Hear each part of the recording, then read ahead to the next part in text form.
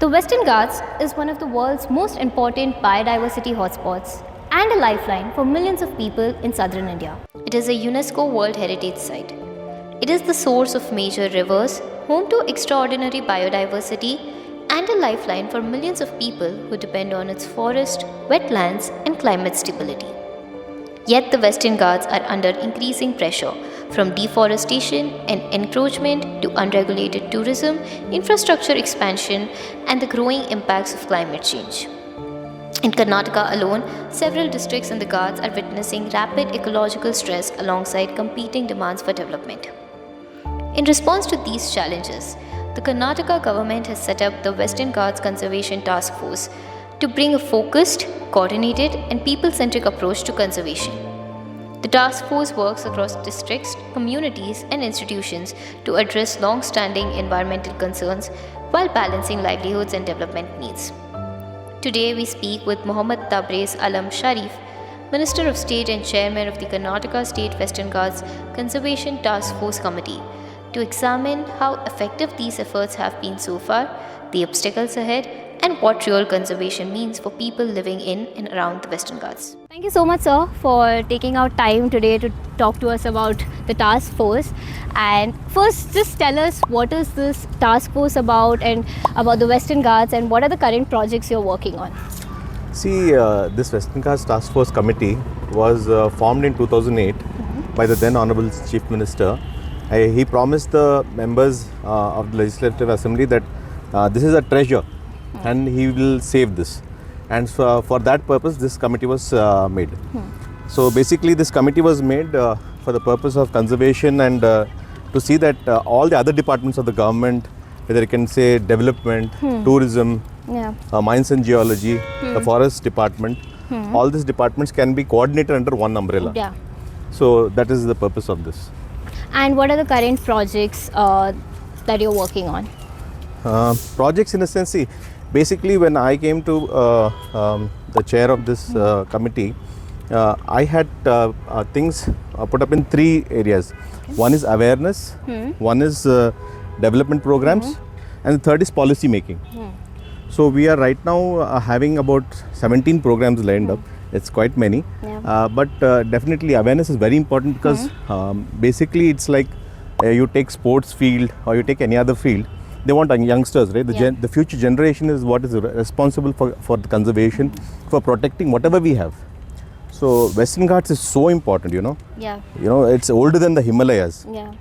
And it's actually a UNESCO World Heritage Site. Yes. Okay, it was declared in 2012. It's got plants, flowers, you know, all types of animals, which are endemic, you know, which you will not find anywhere else in the world. Right. So if you're not going to save that, then how are you going to progress? You've got all the water coming from the Western Ghats to Bangalore, and you've got, it's a tourist place, it's giving you water, it's got all these other things, so you need to protect it. Also, since Western Ghats is so important and it's also very rich in terms of natural resources, but at the same time we have a lot of development projects going on over there, and especially as the cities are being developed, infrastructure projects, road projects are constantly happening even in those areas. So how is this biodiversity awareness programs and everything aligning well with the development projects that are happening in the Western Ghats? See, basically, as I said just a little time before, that we are having, we have you know, segregated into three areas. So let me say a little bit more detail about these three areas. One is awareness. Awareness is to bring awareness to everybody, the general public. In that, saying the students, that's the future generation. So we are trying to have school and college fest for them. And then apart from that, we are also looking at having a program where we want to get all the 6 states. The Western Ghats is spread across 6 states. So we want to get all the 6 states, people who are responsible for the Western Ghats, who are the forest department, other departments, one place, and see how we can have a joint mechanism where we can protect this for the future. And apart from this, we are also having a postcard launch. It's a set of 12 postcards which will be launching. So it's already done, it's ready. So with that, we just want to bring a recall value. Okay.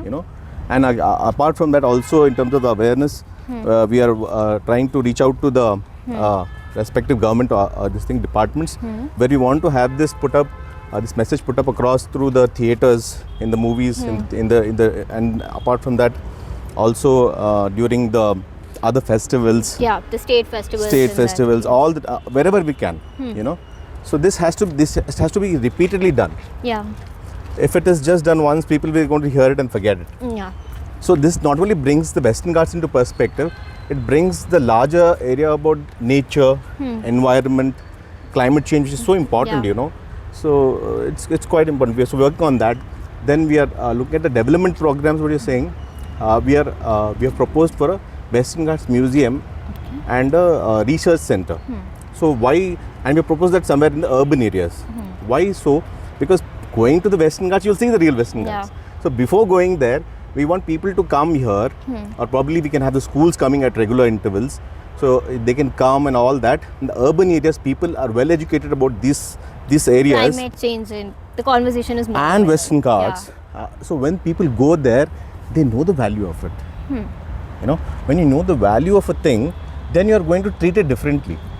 Yeah, it's like when we would know more about the flora, fauna, the culture of Western Ghats, the nature of Western Ghats. So when we go there, probably as tourist or just as a visitor, we might not lose our basic civic sense in that place, and also have more knowledge about what exactly we are doing there as citizens of the country. Yes. Is that right? Yes, and also we want to have a bus which is called Western Ghats on Wheels. Okay. So apart from one fixed, museum and research center, so this museum on wheels, Western Ghats on Wheels, can go across other places, other towns, and they can impart the knowledge about the benefits of Western Ghats, the valuableness about it, and that's very important.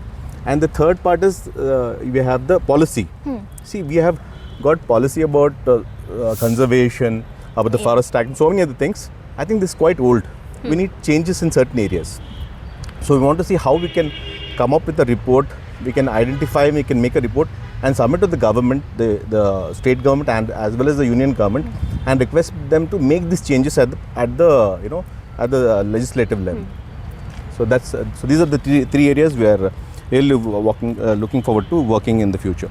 So it's going to be a very long-term project where awareness is a constant thing that will be happening, while apart from that, the policies are in the making phase, where in the longer term it would be that the government, all the departments of the government get involved, and it is as per the changes required at different times. Is that right? Yeah. See, this is something. It doesn't matter which party is at the helm, or which leader is at the helm. It doesn't matter. All of them, as I'm seeing, this is an issue. It cuts across party lines, and everybody is interested to save and do better for the environment. Especially the present Chief Minister, he is very, very interested in seeing that the forest cover is not further lost. In fact, it is increased if it's possible, and to see how we can work in all these conservation areas with its human-wildlife conflict, whether it is protecting the nature, the climate change. Is very interested. Even our forest minister, honestly, to be honest speaking, he is so well informed about everything. Mr. Honorable Forest Minister Maheshwar Khandre ji, he is very, very well informed and very, very dynamic. I've seen him working on all holidays, so it's actually very nice to work with him also, and he's very supportive, honestly. So he's told me to go and do your work, and he's told that you have my full support. So the government support is not a barrier, at least for this task force? It has not been, honestly. Yes. Also, Karnataka's Kodagu district sees 1.3 million visitors annually, which is also far beyond its ecological capacity.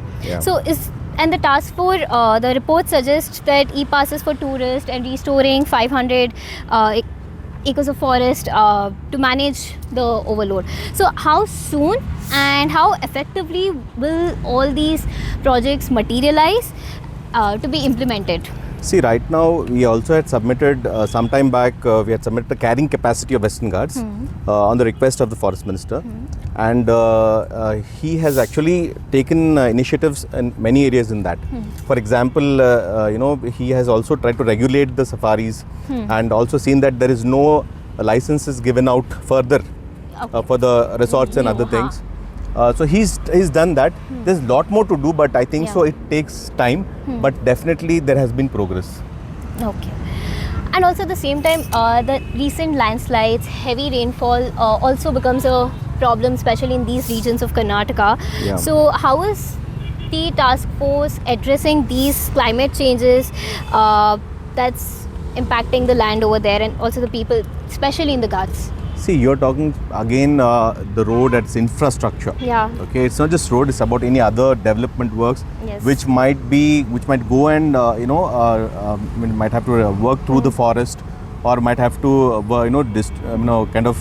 remove some of the forest or all these kind of things.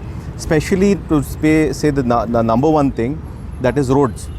So the major problem is for now and for future is the vertical cutting.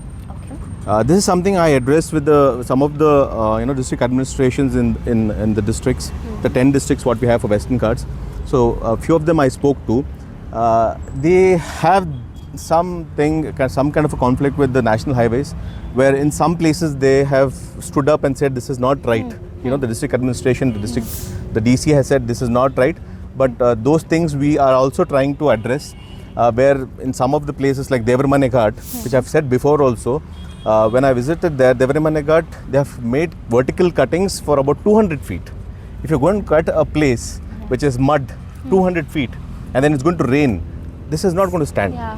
It has to be cut into, scientifically it has to be cut into step formation, and so that all this load is not created, and water also drains, and there is no sudden landslide issues. Yeah.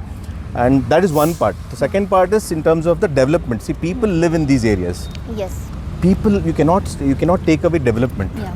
Okay, so what you have to do is rather see what are the other ways where you can balance this. Where you can see that the development happens without Indigenous people. No, without actually destroying the environment, the ecology, and how you can balance it. And in some cases, yes, you might have to not do the project.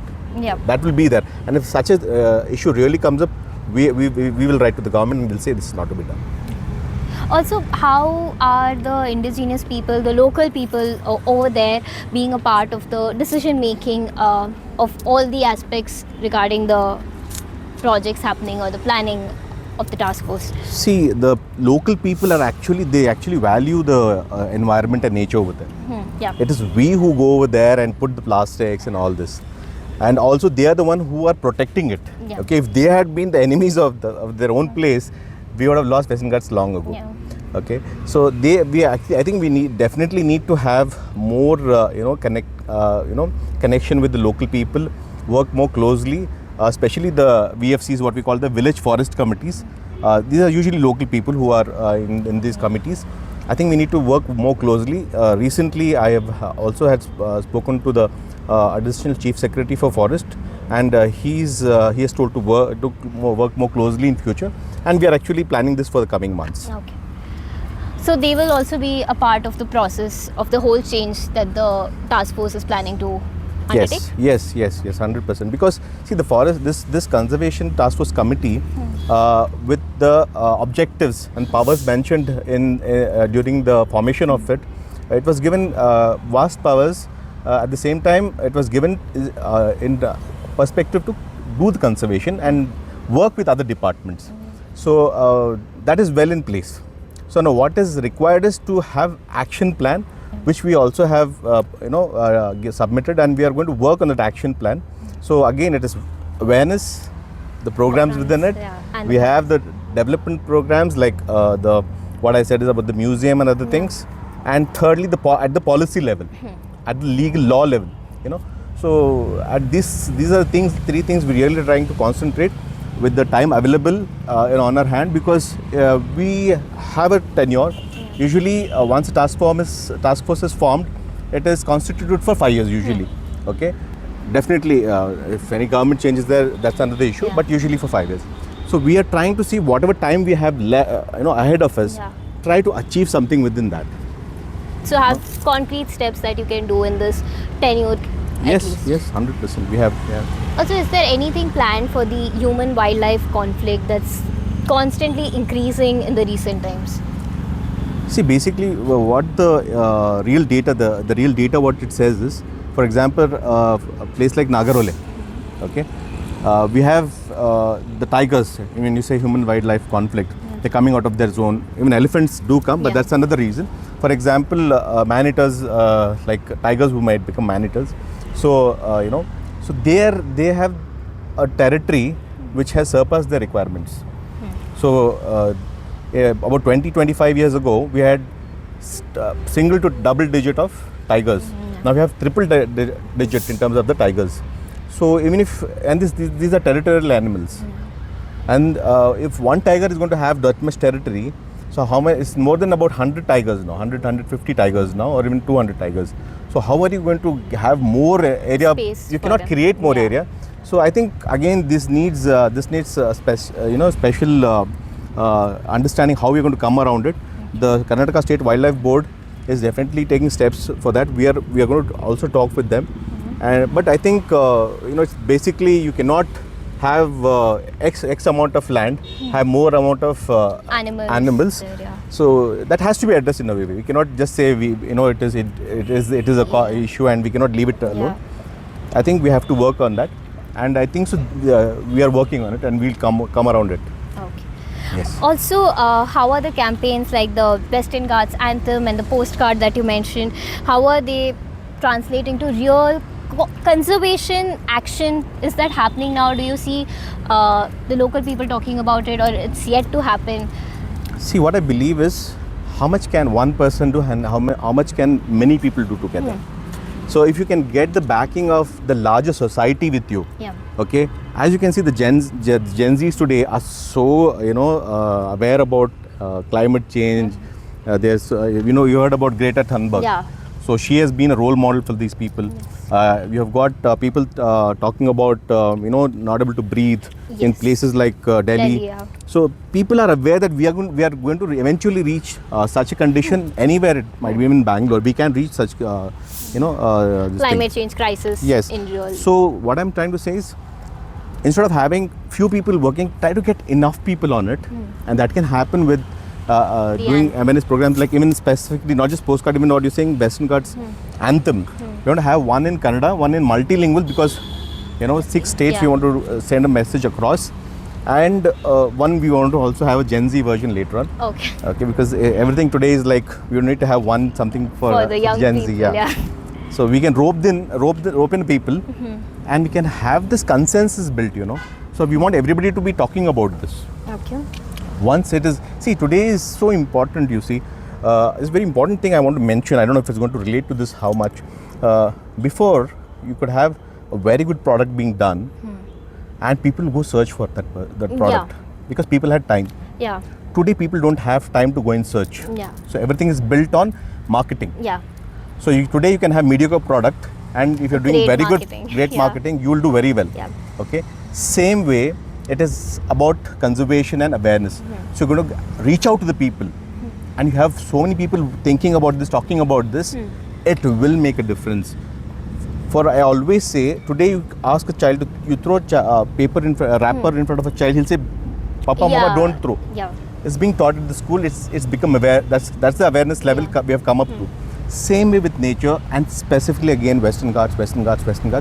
10 districts in Karnataka. We have got the core of Western Ghats in these 10 districts, and we really need to protect it. If you don't protect this, the beautiful weather you enjoy in Bangalore, okay, you're going to lose this, okay, and you're going to the wonderful water, clear water you get to drink over here. See, really we are not able to value the things we are getting just because we are getting it for free. The day we are going to lose it, right, then we're going to start valuing it. So we don't want to reach that stage. So we want to build a consensus through the Western Ghats anthem, through the theatre, messages through the theatres, through the radios, through postcards, anything we can to get more people to be talking about this and to work on this. So conversations are going to be the real change makers. Definitely.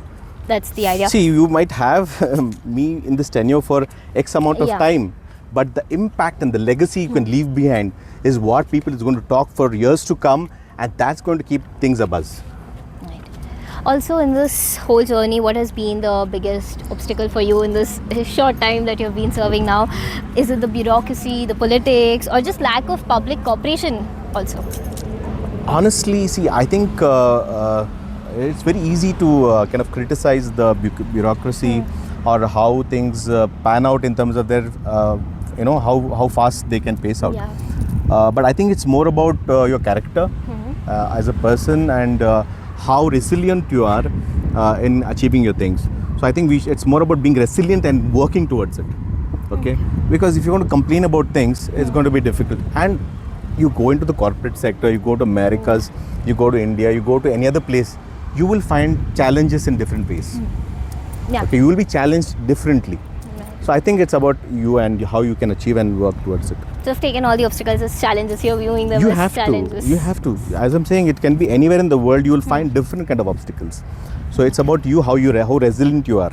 You can see Rahul Gandhi ji now. You see how he's being criticized for everything. But he's working as if he's just clear on his purpose.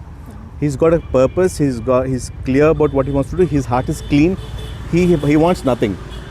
Okay, people want something in return when they work. He's working with the intention of nothing in return.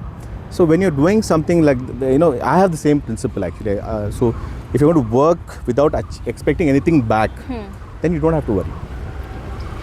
That's a great thought to have. And also finally before we end, by the way, Rahul Gandhi ji was also the MP from Wayanad, and then later Miss Priyanka Gandhi ji is there. So I think it's wonderful. So they are definitely connected with nature from there. So I think we should work, and he is actually the role model for today and for future. He is the next Mahatma Gandhi. Honestly, he is. Yeah. Also finally, before we end, what can an ordinary citizen like you and me we can do to genuinely help save and preserve the Western Ghats? I think number one thing is cleanliness. Okay. See, nature is so beautiful and so purposeful in itself. If you just leave it alone, it can revive. So first of all, don't poison it. Plastic is poison anyways, right? So plastic and any other garbage. First thing, our idea is to ban plastic in these places, and also the second part is the carrying capacity. We want to limit this, and that cannot be done directly. It can be done indirectly. So we are again say policy level, So it can happen at the policy level, and we want to work with the district administration for this. So message is that whenever, whichever place we are in, to keep it clean, to have the basic civic sense would be the best thing that we can genuinely do at this point to save the nature if we are not taking major actions as individual citizens at the individual level. Yes. Thank you so much, sir, for your time, for explaining us in depth about your work. Thank you so much. Thank you, Akshita. I hope I have done enough in terms of speaking about this for now.